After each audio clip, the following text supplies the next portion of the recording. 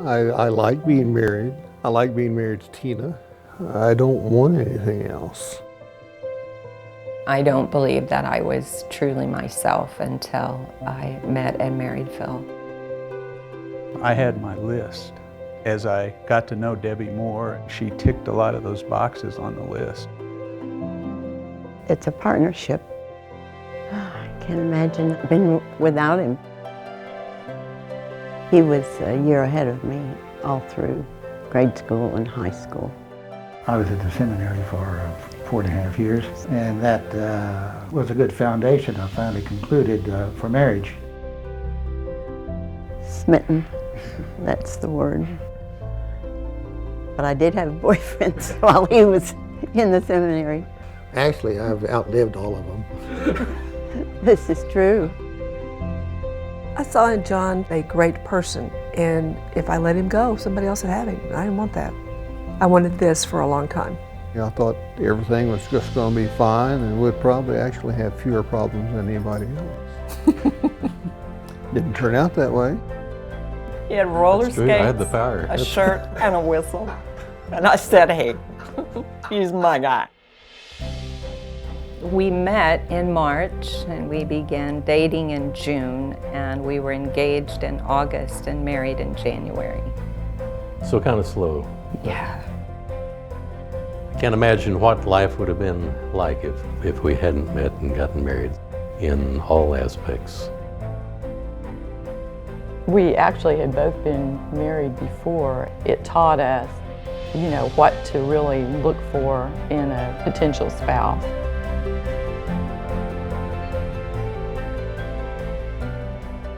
I think you start off with the idea that marriage is this grand institution. All your problems are going to be solved, if I can just marry this person. Love is a decision, not a feeling. It is a way of life to learn to think about your marriage as a commitment. It's not always being in love. It is the grace of the sacrament that reminds me of my commitment, reminds me of the covenant that Phil and I share, that makes it not something that is disposable. There was not a question of if this doesn't work. It just had to. You can't do it all, you can't know it all, and you need God's help on a daily basis.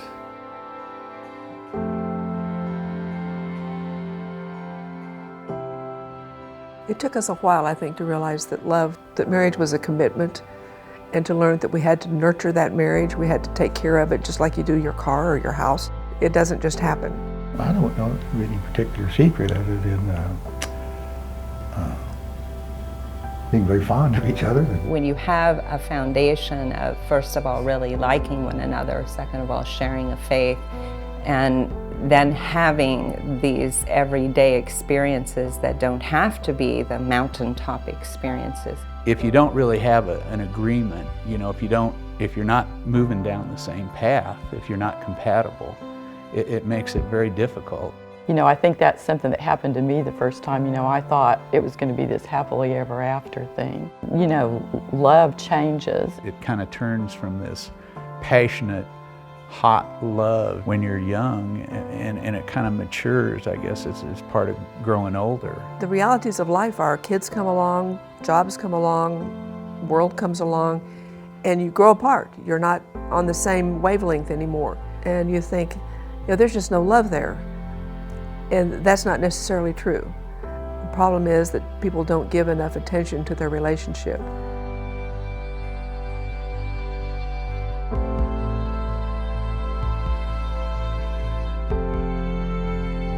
You always have to still have the faith of you can't do it alone. Truly having God as part of your relationship is, one of the most important things, and something that's going to give you that cement or whatever you will to hold you together. In the joyous times, that joy can't really be anything other than God's grace.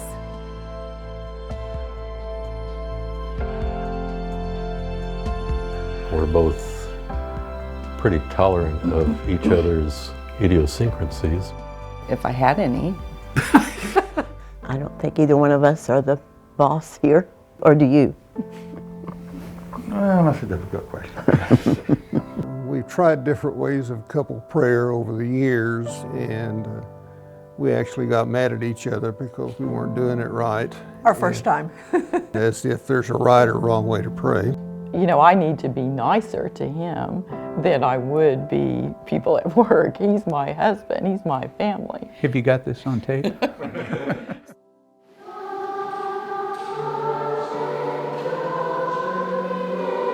We celebrate today your fidelity to God's grace, the commitment of each and every one of you. The love of marriage demands a complete sacrifice because that's the way Jesus loved us. We know today that many young people are afraid of commitment of any kind. They need to learn from you what has allowed you to persevere all these years. We need your witness. You have been a sign of Christ's faithful, fruitful, sacrificial love. You have to decide every day to be committed. When that in love stage ends, you know, what do you have left? What do you have to build on? You know, it can be great things, it can be little things, but you have to really open yourself up and let the plan that God has for you fall into place. We have 2 daughters. Growing up, I couldn't imagine wanting to be anything but their father and husband to Judy. I can rely on Phil. I'm very thankful to God that it does work. Practice unconditional love and practice total acceptance. People don't give enough attention to their relationship. The Holy Spirit, He's there. He's the part that helps you get through all the things that go wrong or when life comes in. Keep things in their proper perspective and proper, place. The 5 children that we have produced, they are God's blessing. God's been so good to us. We have to return the favor.